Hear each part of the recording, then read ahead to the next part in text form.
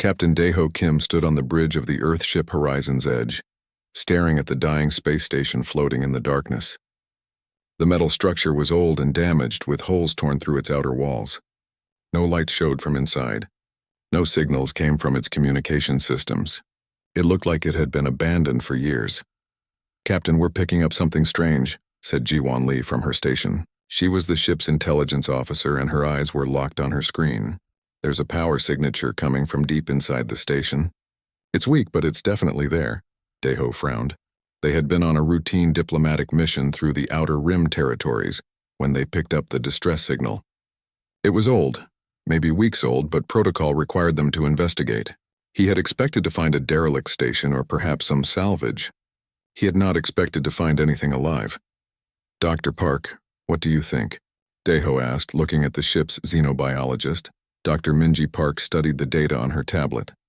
She was young for someone in her position, but she was brilliant. She had been on more first contact missions than anyone else on the ship. "That power signature is coming from cryogenic pods," she said slowly. "Someone put something in deep freeze before they abandoned this place." Daeho felt his stomach tighten.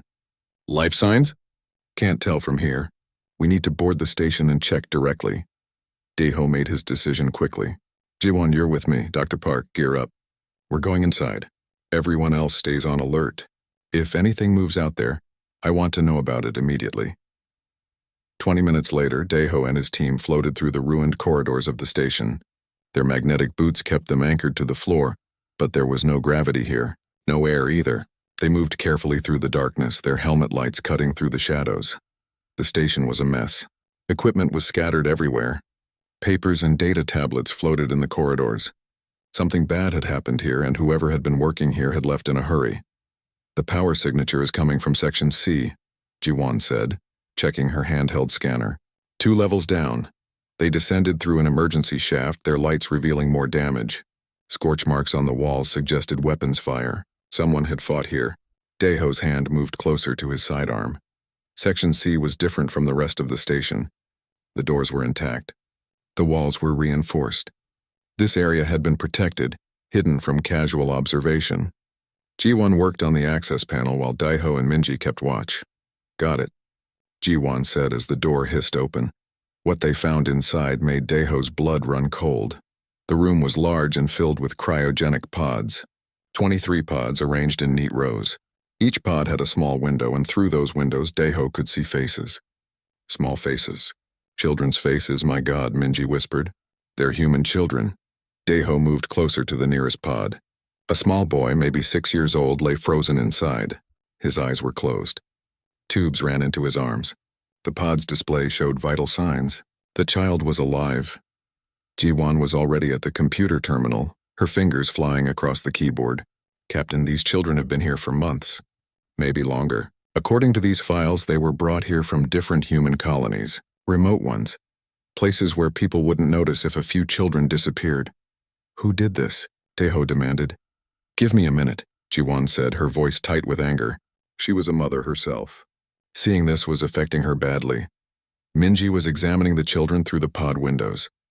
"Captain, these children have been modified.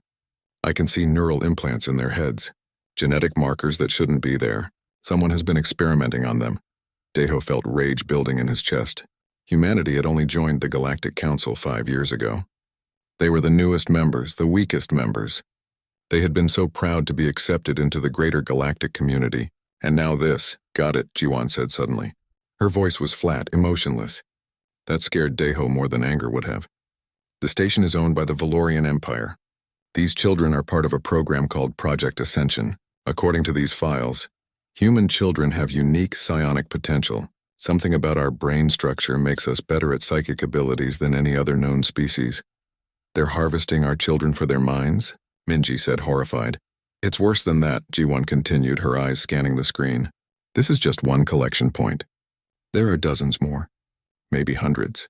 The Valorians have been taking human children from remote colonies for 15 years. Since before we even joined the Galactic Council." Daeho felt dizzy. 15 years. That meant the Valorians had been raiding human space even before humanity knew aliens existed. Before first contact, they had been stealing children from isolated colonies, Places where people lived far from Earth, where a few missing children might be blamed on accidents or wildlife. How many children total? Deho asked. Jiwan was quiet for a long moment. At least 800. Maybe more. The records aren't complete. 800 children, stolen from their families, experimented on, turned into weapons or slaves or whatever the Valorians wanted. Deho thought about his own daughter back on Earth. She was 12 years old, the same age as some of these children. Can we wake them? He asked Minji. Not here. Not safely. We need to transport them back to the ship in their pods. We can wake them once we're back in Earth space where we have proper medical facilities. Do it. Get every single child off this station. Jiwan, copy every file in that computer. Every single byte of data. I want proof of what happened here. Already on it, Captain. As his team worked to extract the children, Deho stood alone in the corridor outside. He looked out through a cracked window at the stars beyond. Somewhere out there, hundreds more human children were prisoners. They were being hurt, changed, used. He thought about the Galactic Council, that grand assembly of advanced species who had welcomed humanity with such condescension. They had treated humans like children themselves, like primitives who should be grateful for the chance to join the galactic community. Earth had accepted junior membership status. They had agreed to all the restrictions and rules. They had played by the galactic rules, and while Earth followed those rules, the Valorians had been stealing their children. Deho pulled out his communication device and recorded a message. It was encrypted with Earth's highest security codes. He sent it directly to Admiral Hyunwoo Choi, the Supreme Commander of the Earth Defense Force. Admiral, this is Captain Kim. We have a situation. A big one. I'm sending you data on the Valorians. Sir, they've been taking our children. Hundreds of them. We found 23 here, but there are facilities all over Valorian space. I'm bringing these children home, but someone needs to get the others. All of them. I don't care what it takes. He paused, then added, Sir, the Galactic Council let this happen. They had to know. We trusted them, and they let aliens steal our children. I think it's time we stopped playing by their rules. Deho sent the message and watched it disappear into the quantum communication network. It would reach Earth in hours. What happened after that would change everything. Behind him, his crew was loading the last of the children onto transport sleds. 23 lives saved. 800 more still out there waiting for rescue. Deho looked at the stars again. The galaxy suddenly seemed much darker than it had before, much more dangerous. But humanity had survived worse. They had clawed their way up from caves and stone tools to starships and planetary colonies. They had fought wars, survived plagues, overcome every obstacle their homeworld threw at them.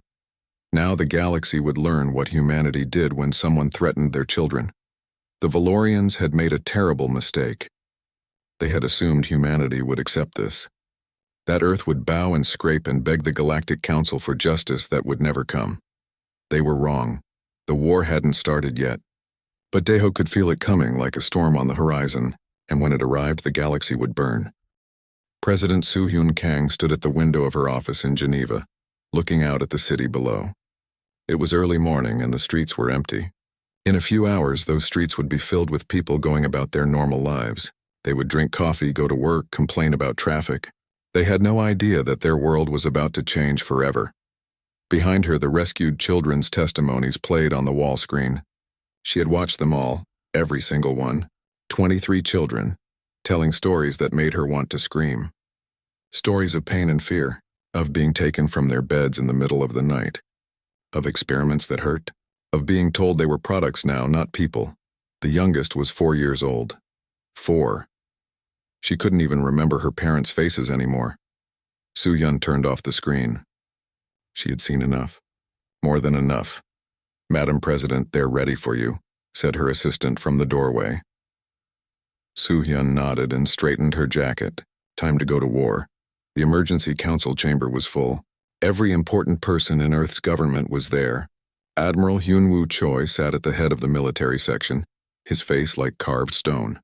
General Yoona Han, head of special operations, looked ready to start shooting immediately. Defense Minister Jaemin Cho was reviewing files on his tablet, his expression growing darker by the minute. Ambassador Dong-hyun Park sat apart from the others. He had just returned from the Galactic Council station and he looked like he had aged 10 years in the past week. Let's begin, Soo-Hyun said, taking her seat. Ambassador Park, tell us what happened at the council. Dongyun stood slowly. He looked exhausted. I presented our evidence to the full Galactic Council. Video testimony from the children. Medical scans showing the modifications and implants. Data files from the Valorian station proving this is a systematic program. Everything. And? General Yuna asked. They dismissed it. Dongyun's voice was bitter. The council chairman said it was an internal Valorian matter. Several council members suggested that Earth was overreacting, that we should be grateful the Valorians saw value in human genetics. One representative actually said we should consider it an honor. The room erupted. People shouted in anger. Someone threw a data tablet against the wall. Silence, Soo-hyun commanded. The room quieted, but the rage remained, simmering just below the surface. Continue, Ambassador. The Valorian representative denied everything, of course. Said the station was operated by criminals, not the Empire. Said they knew nothing about it. The council accepted their explanation without question. Donghyun paused. Madam President, it's worse than that. After the official session, several representatives approached me privately. They warned me that if Earth continued to make trouble over this, our council membership might be reconsidered. They suggested that humanity should remember its place. Our place, Soo-hyun repeated softly. They mean our place as the junior species. The weak ones. The ones who should be grateful for whatever scraps they throw us. Yes, Madam President. Soo-hyun looked around the room. She saw anger on every face. Good, she needed that anger. How many children are still out there, Admiral? Admiral Hyunwoo stood. Based on the data Captain Kim recovered, we estimate at least 750 human children are currently held in Valorian facilities. Maybe more. The facilities are scattered across Valorian space, which covers roughly 18 star systems. Can we get them back through diplomatic means? No, Madam President. The Valorians won't admit they have them. The Council won't force them to cooperate. Diplomatically, we have no options. Then we move to military options. General Han, what are our chances in a conventional war? General Yuna stood. She was a small woman, but everyone in the room feared her. She had earned her position through brilliance and ruthlessness. In a conventional war against the Valorian Empire, Earth would lose. Badly. Their technology is centuries ahead of ours. Their fleet is 10 times the size of ours. They have weapons we can't counter and shields we can't penetrate. If we fight them the way they expect us to fight, we'll be destroyed in weeks. Then we don't fight the way they expect, Soo-hyun said. Yuna smiled. It was not a nice smile. Exactly, Madam President. The Galactic Council has rules about warfare. Rules about acceptable weapons, acceptable tactics, acceptable targets. Rules designed by species who have been comfortable and safe for centuries. Species who fight wars like games with referees and scoring. We don't play games with our children's lives, Defense Minister Yemen said quietly. No, we don't, Yuna agreed. The Valorians think they know how humans fight because they've seen our history files. They know about our world wars, our ancient battles, but they don't understand what those wars taught us. They don't understand what humans become when we're truly desperate. She pulled up a holographic display. It showed the Valorian Empire's territory with red dots marking the facilities holding human children. We can't win a fleet battle. But we don't need to. We need to rescue our children and punish the ones who took them. For that, we use asymmetric warfare. Stealth, infiltration, hit-and-run attacks.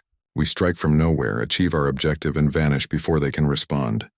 They'll call it terrorism, someone said. Let them, Soo-hyun said coldly. They enslaved our children. I don't care what they call us. Admiral Hyunwoo brought up another display.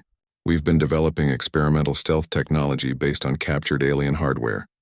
It's not perfect, but it makes our ships nearly invisible to standard galactic sensors. We also have weapon systems that the Galactic Council banned as too cruel for civilized warfare. Such as, Soo-hyun asked, tactical nuclear weapons, AI-guided drone swarms, biological agents, cyber warfare tools, basically everything the Council thinks is beneath them. Hyunwoo's expression was grim. Madam President, if we do this, there's no going back. We'll be breaking every rule the galactic community has. They'll brand us as criminals, monsters. They might even unite against us. Soo-hyun thought about the 4-year-old girl who couldn't remember her mother's face. She thought about the boy who flinched every time someone touched him. She thought about the medical reports showing permanent damage to developing brains. Let me be very clear, she said, her voice cutting through the room like a blade. We tried their way. We joined their council. We followed their rules. We trusted them to uphold justice and protect the innocent. And while we played by their rules, they stole our children and turned them into slaves. She stood, placing her hands on the table. I am done with their rules. I am done with their counsel. I am done pretending that species who allow child slavery deserve our respect. We are going to get our children back. All of them. We are going to punish everyone involved in this. And we are not going to stop until every single child is safe. The council will oppose us, Ambassador Donghyun warned. Then we'll go through the council. General Han, I want a plan for retrieving every child. I don't care how illegal it is by galactic standards. I don't care how many Valorian facilities we have to destroy. Find them, get them, bring them home. Yes, Madam President. Admiral Choi, mobilize the fleet. Keep it quiet for now, but I want every ship ready to move within 72 hours. Understood. Minister Cho, start calling up reserves. We're going to need ground troops for this. Already working on it, Madam President. Soo-hyun looked at each person in the room. I want to be clear about the rules of engagement. The Valorians took no prisoners when they raided our colonies. They showed no mercy to our children. We will show them the same courtesy. Any Valorian facility involved in this program is a legitimate target. Any personnel who worked in these facilities are enemy combatants. Take no prisoners. Leave no facility standing. Make it so expensive, so painful, so terrifying that no species will ever think about touching a human child again. The room was silent for a moment. What she was ordering went against everything humanity claimed to stand for. It was brutal, ruthless, some would call it evil, but they had stolen Earth's children. There's one more thing, Soo-hyun said. We need to name this operation. Something that tells our people what we're fighting for. Operation Homecoming, General Yuna suggested. Because we're bringing our children home, Soo-hyun nodded. Operation Homecoming, I like it. Let's make it official. As the meeting broke up and people hurried off to their tasks, Admiral Hyunwoo approached Soo-hyun. Madam President, are you sure about the no prisoners policy? That's going to haunt us. Soo-hyun thought about the children's screams and the video testimonies. A lot of things are going to haunt us, Admiral. But what would haunt me more is knowing I could have saved those children and didn't because I was worried about being polite. Get them back. Do whatever it takes. Yes, ma'am. After everyone left, Soo-hyun stood alone in the chamber. She walked to the window and looked out at the city again. The sun was rising now. People were starting to fill the streets. Normal people living normal lives. For a little while longer anyway. Soon everyone would know. Soon the whole Earth would be at war. Soo-hyun pressed her hand against the glass. It was cold. I'm sorry, she whispered to the city below. I'm sorry we have to do this. But they took our children.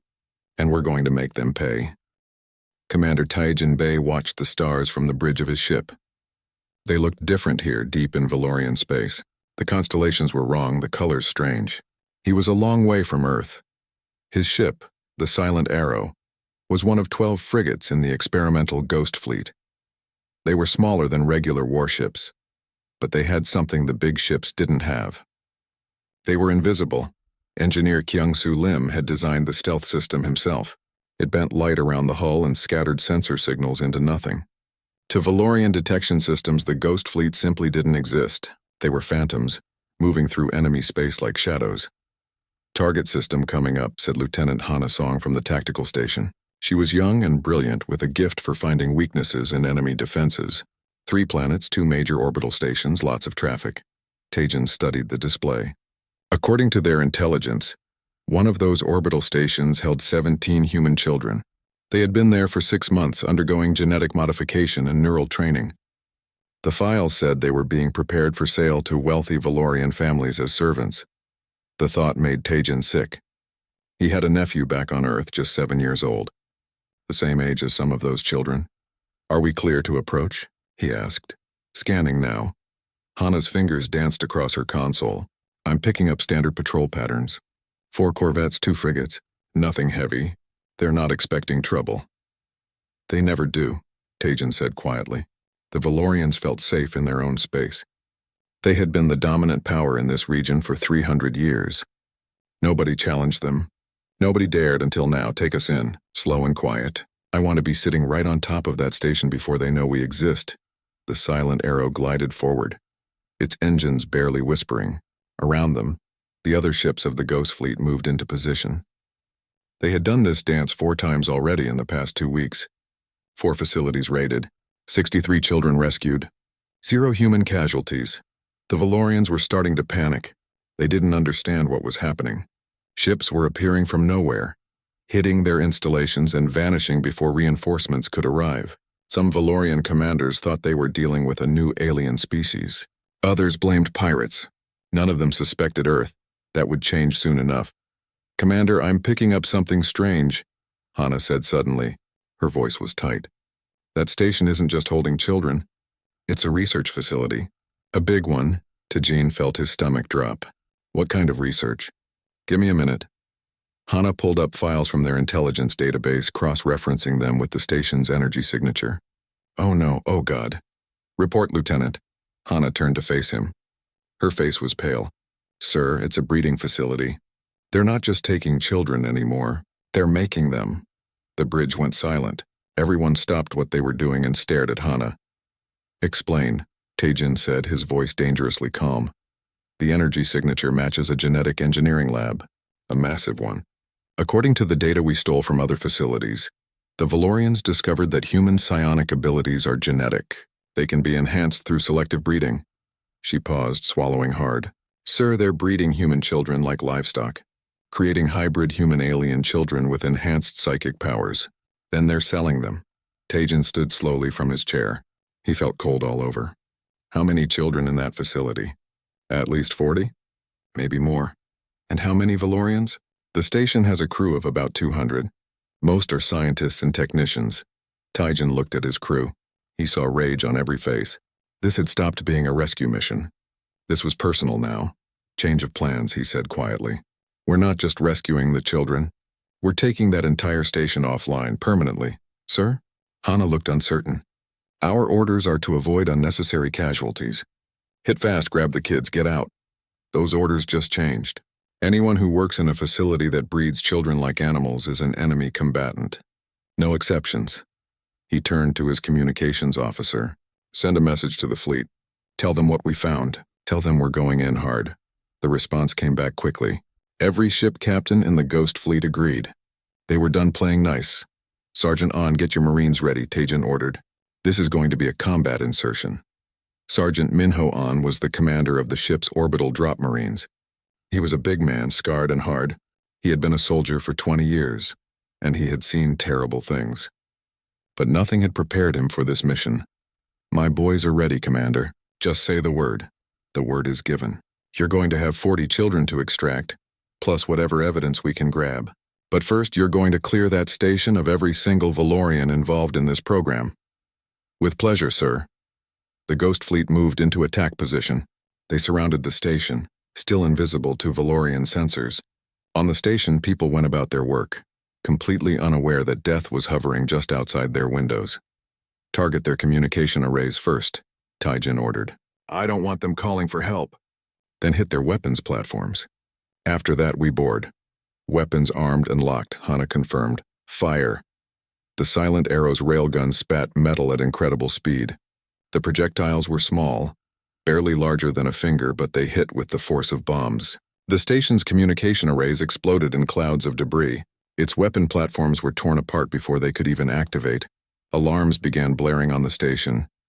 People ran in panic, trying to understand what was happening. They couldn't see their attackers. To them, it must have seemed like the station was destroying itself. "Drop pods away," Minho reported. Tajin watched on the display as 20 small pods launched from the fleet. They accelerated toward the station, moving too fast for point defense systems to track. They hit the station's hull like hammers, cutting through the metal and opening breaches into the interior. Minho and his Marines poured through those breaches like an avenging storm. The Valorians tried to fight back. They had security forces, guards with energy weapons, but they had never fought humans before. They didn't understand what they were facing. Human soldiers were different from galactic soldiers. Galactic species had been civilized for so long that they had forgotten what real war looked like. Their soldiers followed rules. They avoided collateral damage. They took prisoners. Human soldiers, especially humans fighting for their children, followed no rules at all. Minho's Marines moved through the station with brutal efficiency. They used tactics that would have horrified the Galactic Council. They booby-trapped corridors. They hacked life support systems. They showed no mercy to anyone who resisted. Children located, Minho reported over the radio. His voice was strained. Sir, you need to see this. Taejin didn't want to see it. But he had to. He switched to Minho's helmet camera. The breeding facility was worse than he had imagined. Row after row of tanks, each holding a small body floating in liquid. Some of the children were awake, their eyes wide with fear. Others were unconscious, undergoing procedures that Taejin couldn't even identify. Get them out, Taejin said. All of them. We're not leaving anyone behind. Yes, sir. Be advised, we've encountered resistance in the main laboratory. Permission to use explosives? Granted. Blow it all to hell. Over the next hour, Minho's team systematically cleared the station. They found and rescued 42 children, ranging in age from infancy to 12 years old. They also found something else, files. Detailed records of every facility in the Valorian breeding program. Names, locations, security protocols, everything. They also found something that made Taejin's blood run cold. The Valorians weren't just selling these children to private buyers. They were selling them to other species, to governments, to anyone who wanted a psychic slave or soldier. This wasn't just a Valorian crime. It was galaxy-wide. Commander, we've got incoming, Hana warned. 4 Valorian warships just dropped out of hyperspace. They're moving to intercept. How long until they reach us? 15 minutes. That's enough time. Minho, how long until evacuation is complete? 10 minutes, sir. You've got 8. Move faster. The Marines worked with desperate speed, carrying children who were too weak to walk, guiding others who could move on their own. They loaded them into the drop pods, cramming as many as possible into each one. All children are clear, Minho finally reported. We're pulling out now. Hana, what's our status on those warships? 5 minutes out. They're trying to hail the station. Let them wonder. All ships prepare to disengage. Target the station's reactor on my mark. The fleet's weapons locked onto the station's power core. When they fired, the entire structure would explode. Sir, there are still Valorians alive on that station, Hana said quietly. I know, Taejin replied. He thought about the tanks full of children, about the files describing breeding schedules and genetic modifications. Fire. Every ship in the Ghost Fleet fired simultaneously. Their weapons tore through the station's defenses and struck the reactor core. For a moment, nothing happened. Then the station exploded in a ball of fire that lit up the entire system. The Valorian warship saw it. They saw the explosion. They saw nothing else. The Ghost Fleet had already vanished, disappearing back into stealth mode and jumping to hyperspace. Colonel Sunmi Kwan stood in the drop pod, surrounded by her team. Outside, the planet Valoria 7 rotated slowly beneath them. It looked peaceful from orbit, green and blue, with white clouds drifting across its surface. You couldn't tell that hell was waiting down there. 2 minutes to drop, the pilot announced over the radio. Sunmi checked her weapons one more time. She carried a rifle, 2 pistols, a combat knife, and enough explosives to level a small building. Her armor was painted black, with no insignia or identification. If she died down there, nobody would know she was human. That was the point. Listen up, Black Sky Raiders, she said to her team. This is Target 16. Intelligence says there are 12 human children in the facility below. Security is heavy, about 50 guards. The facility is underground, hardened against orbital bombardment. That means we go in the hard way. The hard way is the fun way, said one of her soldiers. The others laughed quietly. Remember the rules, Sunmi continued. Children first, always. If you have to choose between killing an enemy and protecting a kid, you protect the kid. But after the kids are safe, you show no mercy. Anyone who works in these facilities knows what they're doing. They're all guilty. Yes, ma'am, the team responded in unison. 1 minute to drop. Sunmi felt her stomach tighten. She had done this 15 times already. It never got easier. Each drop was a gamble with death. But she kept doing it because those children needed her. 30 seconds. Good hunting. Raiders, Sunmi said. Good hunting, they replied. The pod's door blew open and suddenly Sunmi was falling. The wind screamed around her as she plummeted toward the planet below. Her armor's systems tracked her descent, calculating wind speed and trajectory. At exactly the right moment, her thrusters fired, slowing her fall. She hit the ground hard, her boots crushing the grass beneath her. Around her, 19 other pods landed, disgorging the rest of her team. They formed up quickly, weapons ready. The facility entrance was 50 meters away. It looked like an ordinary warehouse, but Sunmi knew better. Beneath that innocent exterior was a prison holding 12 stolen children. "Breach team, move up," she ordered. 6 soldiers ran forward carrying shaped charges. They placed them on the main door, then retreated to a safe distance. The explosion was loud but controlled, blowing the door inward without collapsing the building. "Go! Go! Go!" The Black Sky Raiders poured through the opening. Inside, alarms were already blaring. Valorian guards scrambled to respond, grabbing weapons and taking cover. They never had a chance. Human soldiers moved differently than galactic soldiers. They were faster, more aggressive. They used cover better. They didn't hesitate. The first guards died before they could fire a shot. Sunmi led her team deeper into the facility. They encountered more resistance as they descended into the underground levels. Energy weapons flashed in the corridors. One of her soldiers took a hit and went down, his armor smoking. "Man down," someone shouted. "Keep moving," Sunmi ordered. She grabbed the wounded soldier and dragged him to cover. He was alive, but his leg was badly burned. "Stay here. Medical team will get you."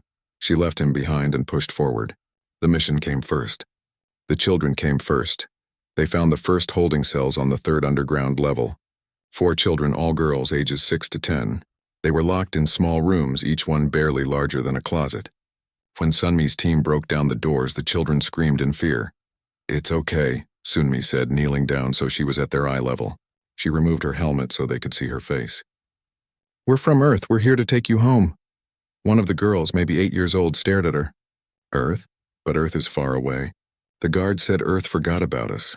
Sunmi felt her heart break. Earth never forgot you. "We've been looking for you, and we're going to keep looking until we find every single child they took."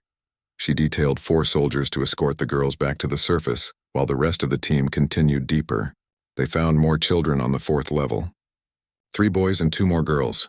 All of them had been experimented on. All of them bore scars. "How many facilities like this are there?" one of her soldiers asked as they led the children toward the extraction point. "Too many," Sunmi replied. "But we're hitting them all. Tonight we're striking 16 different targets simultaneously. By morning we'll have freed more than 200 children. And killed how many Valorians? Not enough," Sunmi said coldly. They found the last 3 children in what looked like a medical lab. The room was filled with equipment Sunmi didn't recognize. One of the children, a boy about 10 years old, was strapped to a table.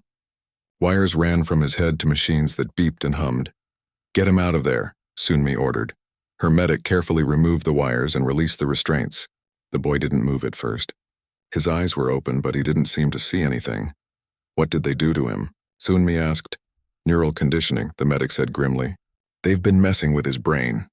I won't know the full extent of the damage until we get him to a proper medical facility." Sunmi looked at the machines surrounding the table.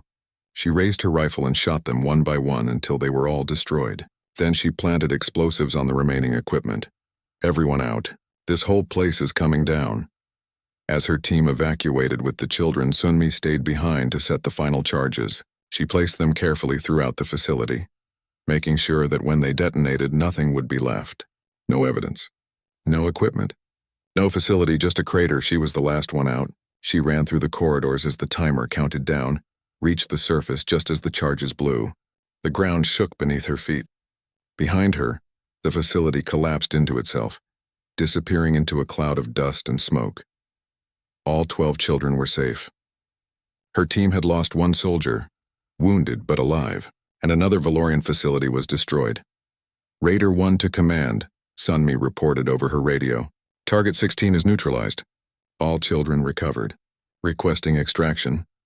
"Extraction confirmed," came the response. "Good work, Colonel. Move to pickup zone Alpha." As her team headed toward the extraction point carrying the children who couldn't walk, Sunmi received an update from command. All 16 simultaneous raids had been successful. Over 200 children freed. Dozens of facilities destroyed. 0 prisoners taken. The Valorians were starting to understand. Earth wasn't coming to negotiate. Earth wasn't coming to file complaints with the Galactic Council. Earth was coming for blood. Across Valorian space, similar raids were happening.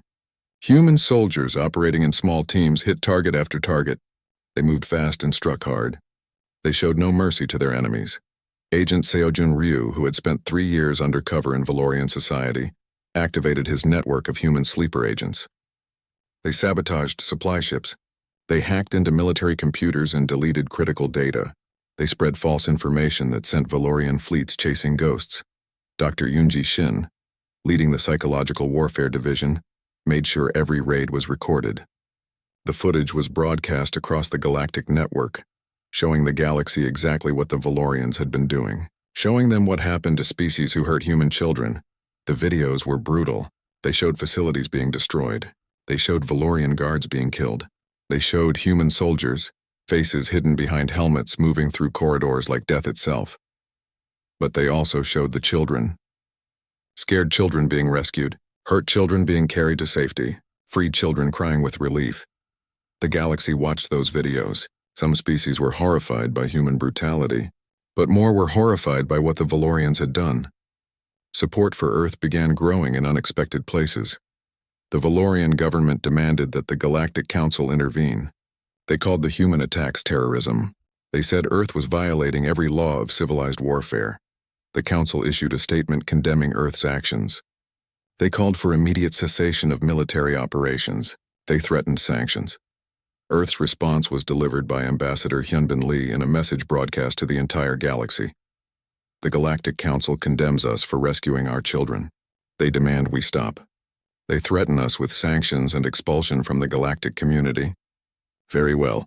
We will stop our military operations immediately, as soon as every single human child is returned to us, as soon as every facility involved in this crime is destroyed, as soon as those responsible are brought to justice. He paused, letting his words sink in.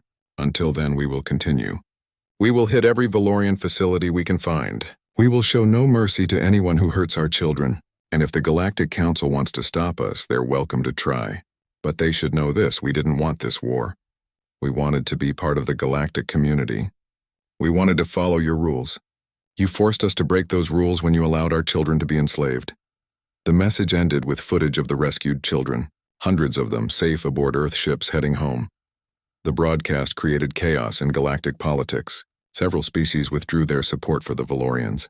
Others began investigating whether similar crimes were happening in their space. The Galactic Council's authority, already weak, began to crumble. Back on the surface of Valoria 7, Sunmi's team loaded the last of the... Admiral Hyunwoo Choi stared at the holographic display showing the Valorian Prime System. The heart of the Valorian Empire. Their fortress world protected by hundreds of defense stations and thousands of warships. The most heavily defended planet in this region of space. And somewhere on that planet, the last 150 human children were being held. They moved them all to one location, said Major Hyejin Nam, standing beside him. She was the commander of Earth's elite ground forces, a woman who had led more successful raids than anyone else in the military. They're hoping we'll try a rescue and walk into their trap. It is a trap, Hyunwoo agreed. They've spent the past 3 months watching us rescue children from their facilities. They've studied our tactics. They know how we operate. Now they've consolidated all remaining children in one place, heavily guarded, waiting for us to come. And we're going anyway, Hyejin said. It wasn't a question. We're going anyway, Hyunwoo confirmed, but not the way they expect. Behind them, the tactical AI known as Aegis displayed hundreds of possible attack scenarios. Aegis was Earth's quantum computer system, designed for warfare planning. It could calculate outcomes faster than any organic mind. Aegis, show me the Valorian defensive layout, Hyunwoo ordered. The hologram shifted, displaying the fortress world in detail. Orbital weapons platforms surrounded the planet like a metal shell. Fleet positions showed over 2,000 warships in defensive formation. Ground-based shields covered every major city. A direct assault would result in 98% casualties for our forces, Aegis reported in its calm, synthetic voice. Victory probability 3%. Unacceptable, Hyunwoo said. Show me alternative approaches. Analyzing. Aegis ran through thousands of scenarios in seconds. Recommended approach: siege warfare. Cut off supply lines and wait for defensive capabilities to degrade. Time to successful siege: 14 months. Children's survival probability during siege: 12%. Also unacceptable. Hyunwoo couldn't wait 14 months. Those children had already suffered for years. Every day they remained prisoners was another day of torture and experimentation. What if we don't attack the planet at all? Hyejin suggested. What if we make them bring the children to us? Hyunwoo looked at her. Explain. The Valorians are expecting us to come for the children. They're ready for that. But what if instead we trap them? Cut off every route in and out of the system. Make it so that nobody can leave. Then we just wait. You want to starve them out? Not starve, pressure. Make it so expensive to keep us out that releasing the children becomes the cheaper option. Aegis processed this new scenario. Siege of system rather than planet increases success probability to 47%. Required resources, gravity well generators, minefields, patrol ships. Time to establish blockade, 2 weeks. Time until Valorian surrender unknown. 2 weeks to set up, Hyunwoo mused. And we have one advantage they don't know about. Sir? Hyejin asked. We have people already on the planet. They've been there for weeks. Hyejin's eyes widened. You sent infiltrators to Valorian Prime. 2 months ago. 500 of our best soldiers, disguised as various alien species, have been slowly moving into position. They've been mapping the facilities, identifying guard schedules, planning escape routes. The Valorians have no idea they're there. That's brilliant, sir. It's necessary. We're going to do both. Establish the blockade, put pressure on the Valorian government. And while they're distracted by our fleet, our ground team will grab the children and get them off planet using stolen ships.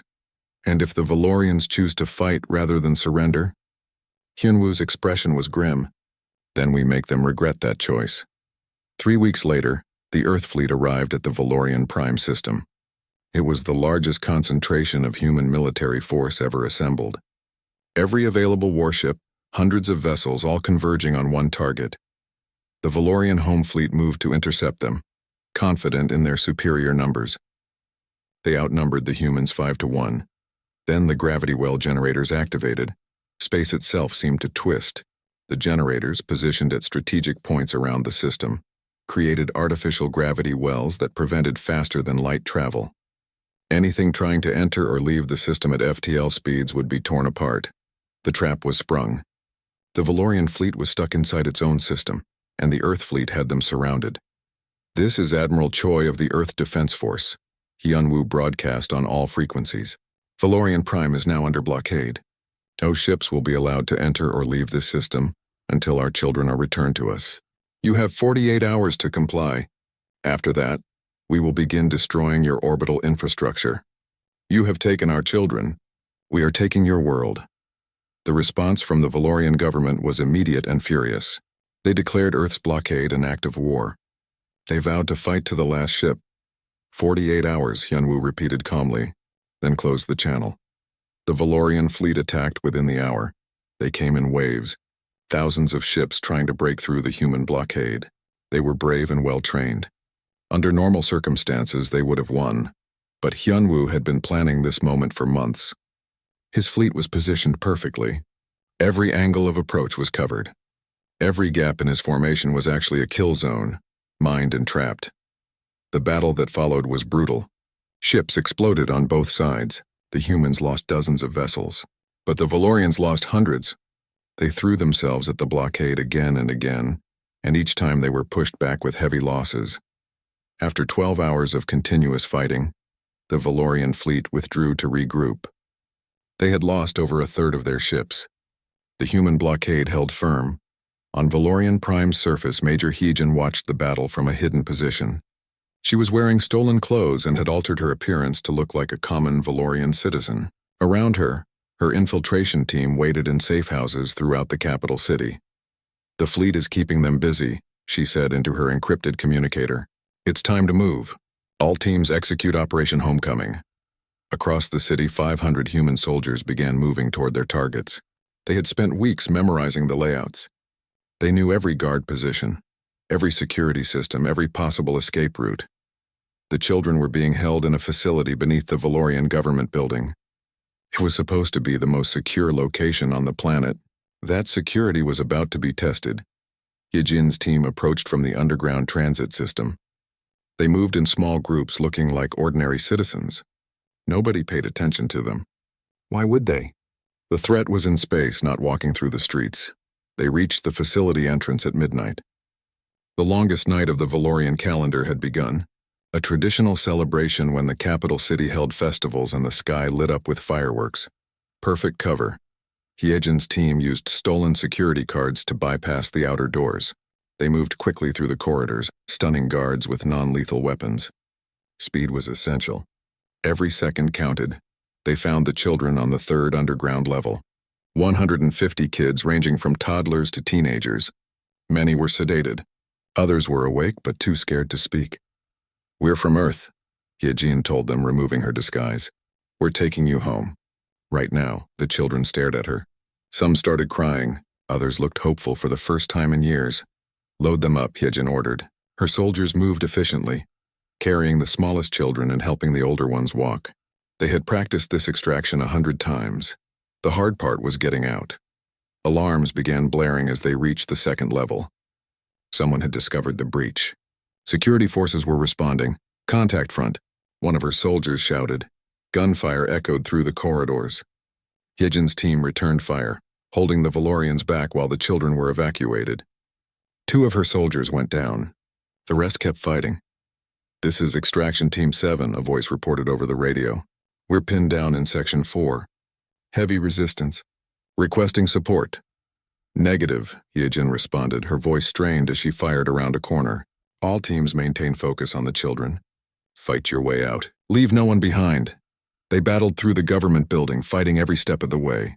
The Valorian security forces were well trained and determined. But Hyejin's soldiers were fighting for something more important than orders or duty. They were fighting for children. They reached the surface just as the festival fireworks began. The sky exploded with color and light. In the chaos and noise, nobody noticed the soldiers rushing toward the spaceport with groups of children. "Get them on the ships," Hyejin ordered. Her team had stolen 6 Valorian cargo vessels weeks ago, hiding them in plain sight at the civilian spaceport. Now those ships were being loaded with their precious cargo. The last child was loaded just as Valorian military units arrived at the spaceport. Energy weapons flashed across the landing field. Hyejin's rearguard fought desperately, buying time for the ships to take off. "Go, go, go," Hyejin screamed into her radio. The stolen ships lifted off, engines roaring. Ground fire chased them into the sky, but the ships were fast and the pilots were skilled.